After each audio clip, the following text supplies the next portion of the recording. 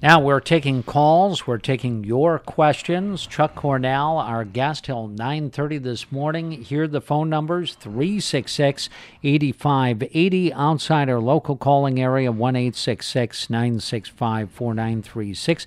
And we have Andrew from the town of Pomfret. Andrew, welcome to Viewpoint. Good morning. You mentioned that there's a housing problem. What do you mean by housing problem? Well, we have the most underdeveloped housing stock in the nation, Chautauqua County does. And the way that that's measured, and this was presented 2 years ago to the legislature, is that we have the highest percentage of pre-1940s housing in the nation. And the key there is the percentage. I think we certainly need to protect and enhance and restore our architectural treasures throughout this county. That certainly gives us a great advantage. But we need to restore and in some cases demolish some of our housing stock in this county. I mean, if you travel throughout, you can be in a neighborhood where there's 3 or 4 beautiful homes that are owner occupied, and then have a vacant structure on the same street. And the people on that street, all their property values are driven down by that vacant house. All the people that live on that street say,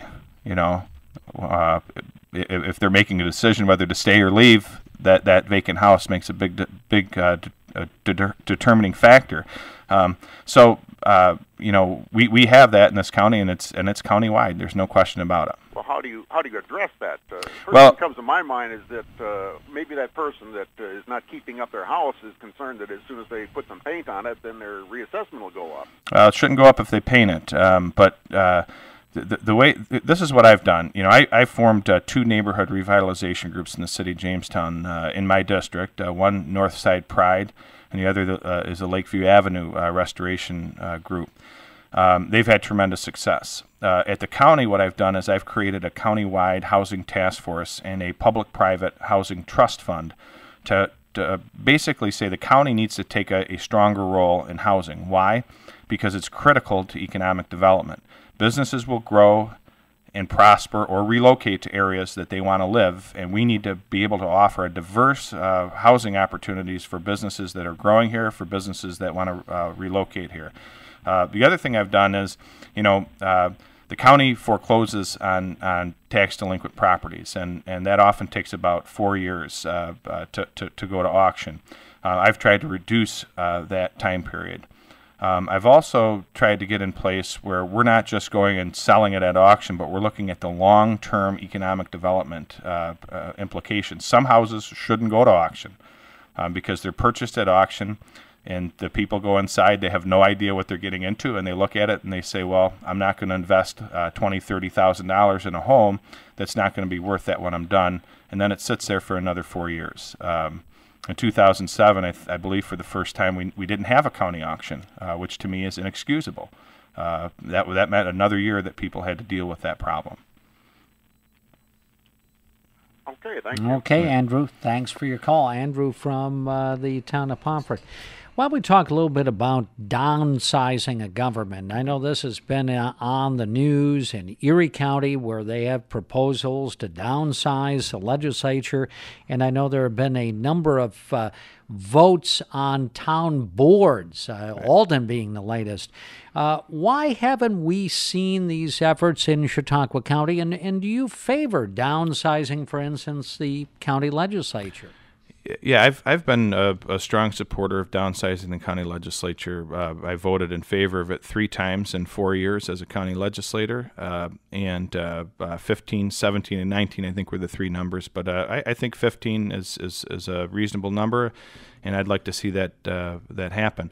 Now, this has become an issue in the county executive's campaign because I've come out in favor of that, and I believe the county executive needs to be the leader in that.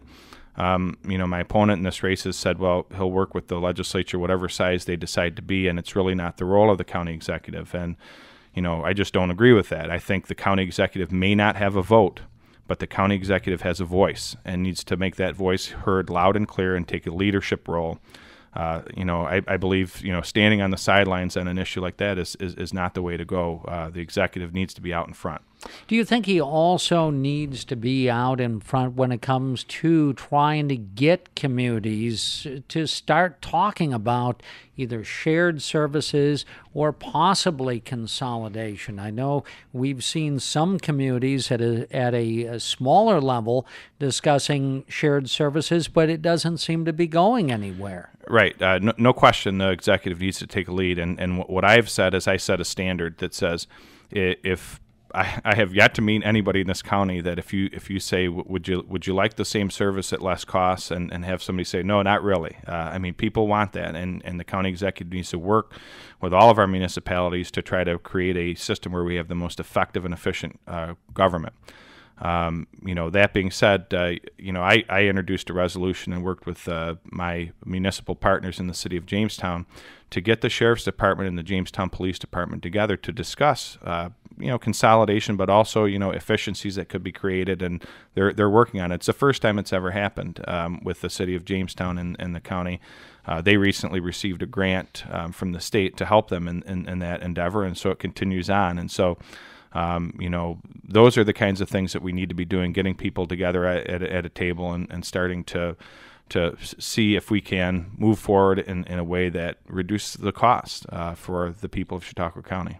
Does it have to happen, and I ask this question frequently, especially of our state legislators when they come on the program from time to time, is this a process where we need to see the action take place at the state level versus the local level, or are there things we can do at the local level to try to get this process moving?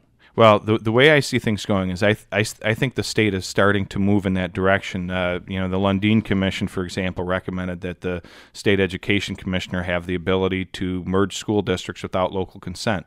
That hasn't been adopted by the state, but clearly we're moving in that direction. And my argument is that if you look at, for example, with our hospitals and the Berger Commission, we have issues now where the county executive and others, and I had a question in the debate earlier this week where, of course, we all want to see the emergency room at Westfield Hospital remain open. And so my argument is we should take control of it locally. We should pull ourselves up by our bootstraps. We should come up with a plan that's good for Chautauqua County before we get into a situation where the state's coming down and dictating what school districts are going to be in the county. And so that's would be my argument. But it's moving in that direction, no question. I know Brockton and Fredonia right now are talking about centralizing. Is that the type of thing that perhaps as a county executive candidate you might want to see? Well, what I'm looking at is there's been discussions. Ripley Westfield is another one.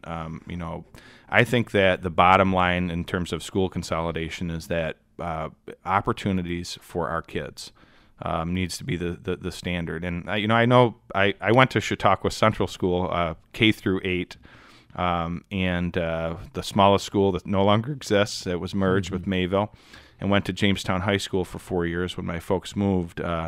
And the opportunities from the bigger school as opposed to the smaller schools, it was incredible. I was behind in many of my academic endeavors as a result of not having that. I remember my foreign language. I went to class the first day, and they were speaking French, and I didn't know French. And I went down to my guidance counselor, and I said, what's going on here? And he said, well, haven't you taken French? And I said, no, we would start in 9th grade. And so I think we need to set a standard to say what we want to have our kids the greatest educational opportunities possible, and what's the best structural way to produce that result.